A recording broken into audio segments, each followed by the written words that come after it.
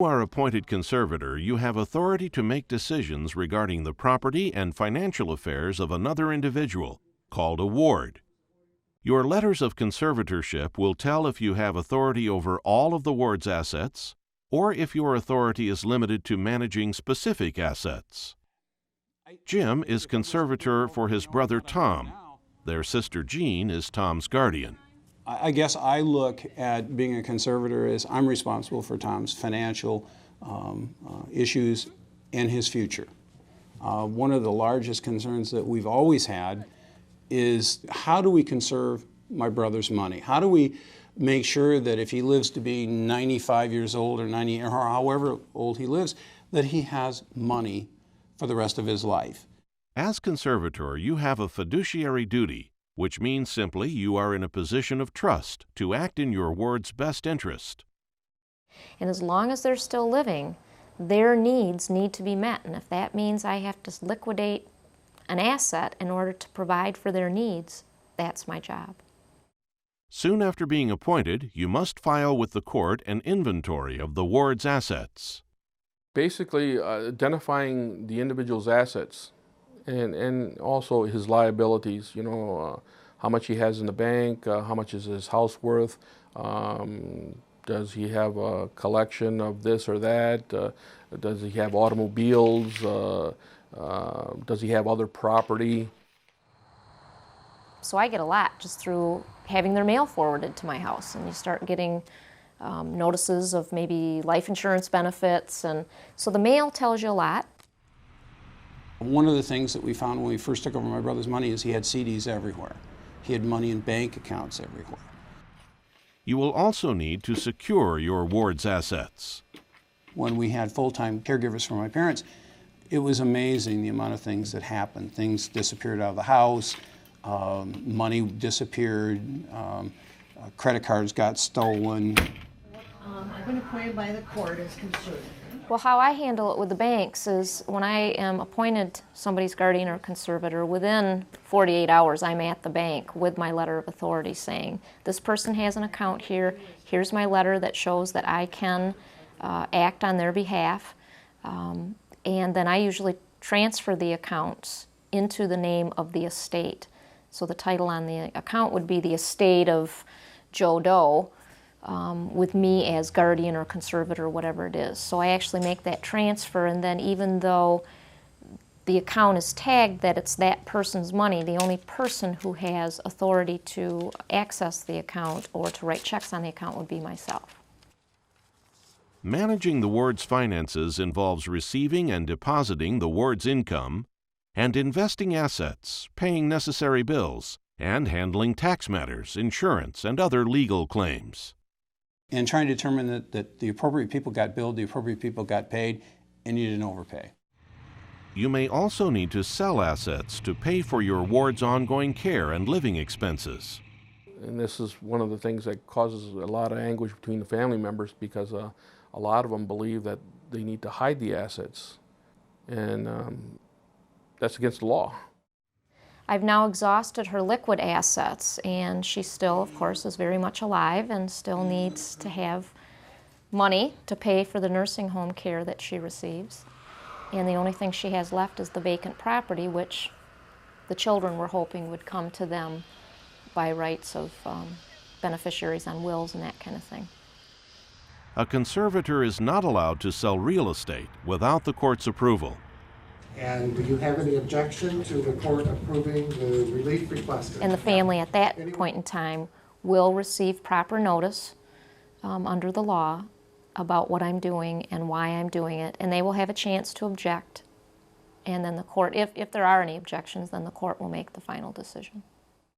You will need to determine if your ward has an estate plan, a will, or trusts. I do have a duty to follow an estate plan if one is available, and in this particular case there were some estate planning documents. But again, that's where we sometimes come into problems with family members who get hold of the will and the trust in advance too, and sometimes think that those assets that may or may not be the last choice to sell is going to be their inheritance. In some cases, money may have to be placed in a special account with withdrawals made only on order of the court.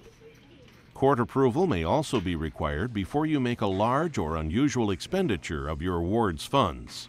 He really needed the water therapy for a big expenditure like his pool room. We had an open hearing on that, and there were no problems at the hearing, and Brett got his pool room approved. Here we go. The things that he needs, Brett gets, but he's still maintaining the amount of money we think he'll need in order to continue on into the future. When it comes to investing his money, we're very conservative. Hey, Mr. Sailor. Brett's estate includes a monetary settlement from a lawsuit brought after he was seriously injured in an auto accident. His conservator is his mother, Jackie, who is assisted by her husband, Brad. When Brett first got his settlement, we looked around for different ways to invest it or where we should put it or what really to do with it, because we weren't used to dealing with that much of money all at once. Conservators have a legal duty to invest funds according to the prudent investor rule. Simply, this means that you must use reasonable care, skill, and caution with your investment strategy, taking into account the circumstances of your ward's estate. Particularly with larger estates, you may need to seek professional advice from investment advisors, attorneys, or accountants who are familiar with the prudent investor rule. Having somebody at a bank who will work with you is unbelievably helpful. One of the things that we looked at was, can we establish trusts? And we found a couple of attorneys who specialize in that. We stumbled through people who didn't specialize in it, and we spent probably some money that we didn't need to spend working our way through those problems. But we currently have several attorneys who specialize in conservator-type relationships. One of the hardest things you got to do is assemble a team of people, because you can't do everything, and assemble a good team, because you'll meet a lot of people that are looking out for themselves, not the person you're taking care of. You are not expected to use your own money for your ward. You may use the ward's funds to pay for professional services necessary to manage the estate, but be sure to get detailed statements and receipts. And there again is an issue where you have to be very, very careful, because as you're aware, attorney bills can just get totally out of control. You should avoid using cash to pay your ward's expenses, and you must not commingle your ward's funds with your own. Why it isn't a good idea? Number one, because it becomes so convoluted. How do you know which dollars belong to who and that kind of thing? By not commingling funds, you've got a pretty straightforward record of everything that goes into the account and everything that goes out of the account.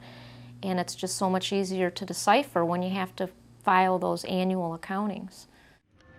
Once a year, you must file an account of fiduciary with the court. The account of fiduciary is one way the court can oversee how you manage your ward's finances. I think the difficult thing is that you do it once a year, and it is so detailed, and it has to balance, and there are so many requirements that you have to comply with, and it does take a tremendous amount of my time. In some cases, the court may ask a conservator to post a bond that guarantees protection of the ward's assets. We also review the necessity of a bond because we have some money here that's available that you will have full access to. A bond basically is an insurance premium that I pay to ensure that I will not pilfer the ward's funds. There are serious legal consequences for failure to perform duties of trust. Remember, if you have any doubt about the expenditures or investments you plan to make, you may ask for the court's approval in advance. And I'm happy to approve the fees, and the order is now signed and filed. Thank you. Upon the death of the ward, you must notify the court immediately, and your authority as conservator will end. Once they die, we have about 56 days in order to prepare a final accounting, telling the court everything that's happened up until the point of death.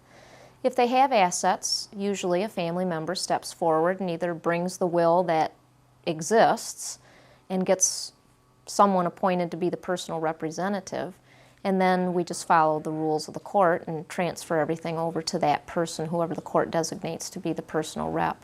With conservators, please understand that this is not your money. This is your ward's money. This is your protected individual's money, that your given the responsibility of handling, and take that seriously. If I had to give one set of advice, is ask a ton of questions. Find the people who you can go to who will give you direction. If you don't ask the questions, you'll never get the answers.